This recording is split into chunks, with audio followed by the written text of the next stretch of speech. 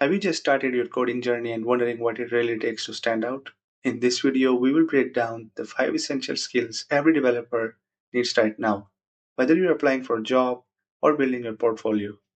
The first one is version control. If you are not using GitHub, you are already behind.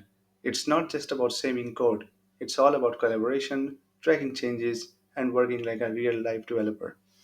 The next one is debugging. Being able to identify and fix bugs is what turns code into something useful. Learn how to read error messages, use browser dev tools, and console logs like a detective. Number three is write clean code. Not just code that works, but code that others can understand and maintain. That means proper naming, comments, and avoid spaghetti logic. This one might surprise you. Communication is the key. Whether you are in daily stand up, writing documentation, or asking for help, your ability to explain your thoughts clearly is everything.